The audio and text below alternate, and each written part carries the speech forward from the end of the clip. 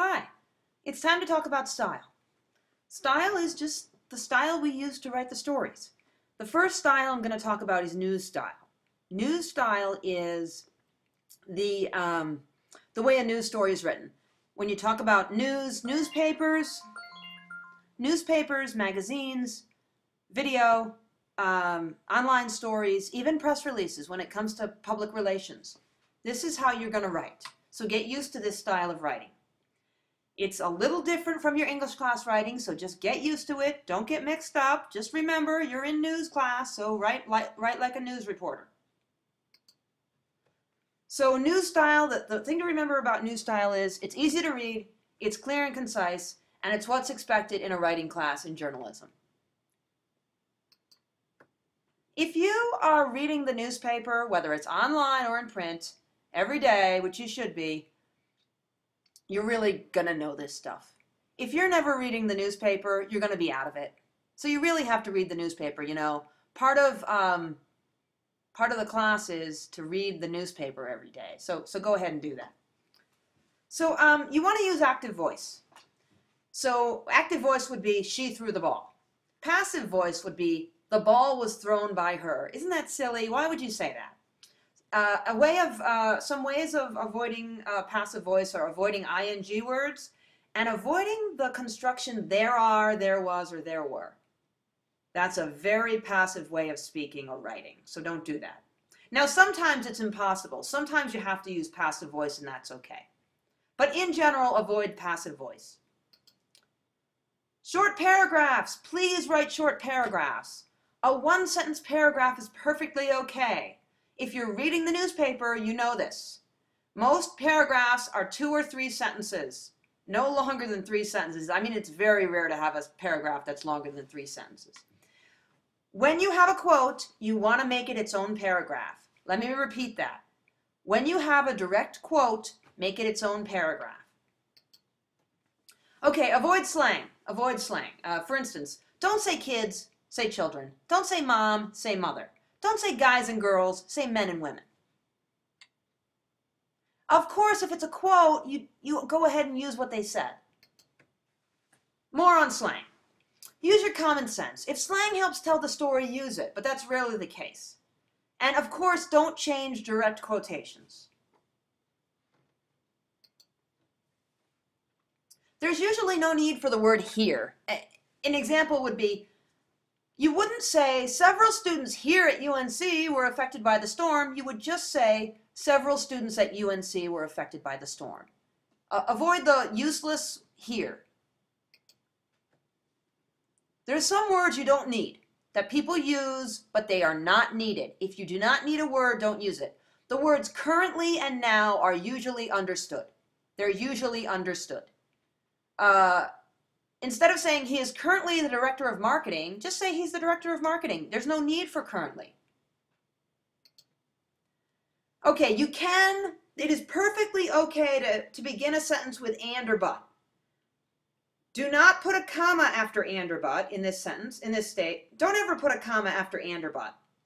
But please do not start a sentence with however. It's too long, just use but. Who versus that. People are whose, things are that. Do not say people that. It's people who, not people that. So the example is, people who skip class will suffer the consequences. As opposed to, classes that last 75 minutes might seem longer than they are. People are whose. Don't call people that. Keep it simple.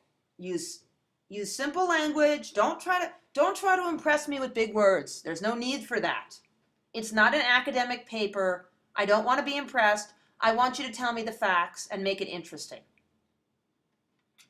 And please, please, please, if you don't know what a word means or you've never heard it before, don't use it in your story. Okay, when referring to people, on first reference, use the first and last name and provide the title. On second reference, or any other reference, just the last name. Please, just the last name, not the first name, just as it would be in a news story. And on second reference, do not use a title. So even if you're referring to President Obama, just say Obama on second reference. Please don't use people's first names on second reference. It looks dumb. Titles. Okay, titles.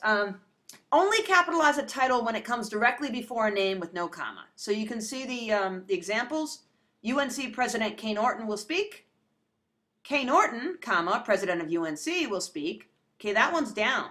The first one is an uppercase P because it's before her name with no comma. The second one is after her name, so it's down. It's lowercase, which is down. And then the third one, there's a comma before her name, so you make the P a lowercase p. This is really important, so get this, will you? Okay, third person. Please only use third person in your stories. Never use first person in a story. You should never refer to yourself in a news story. Never refer to yourself or what you did. And don't use you. Don't use second person because when you use you, it sounds like you're telling the reader what to do, and you don't want to do that. So stick to third person, and the exception, of course, is a direct quote. A direct quote is exactly what someone said, so you never change it. Okay, the period and the comma go inside the quotation marks. As you can see, I love UNC, comma, quotation marks, she said. It's the best, period, quotation marks. The comma and the period always go inside the quotation marks. The time, date, place rule is very important. Whenever you are listing time, date, and place, always do it in that order. Time, then date, then place. Now, if it's already happened, you're not going to include the time usually. It's very rare that you would include the time something started if it's already happened. Now, if it's going to happen, then you would use time, date, place. And this is true even if you don't have all three. If you only have the time and the date, use them in that order. If you only have the date and the place, use them in that order. Okay, I already went over this one. Don't read minds. Please don't read minds. You can't know what others think, feel, or hope, so you don't know what a source thinks, feels, or hopes. So you wouldn't say she thinks the Rockies will win the game because you don't know what she thinks. You only know what she says. So you have to say, she said she thinks the Rockies will win the game.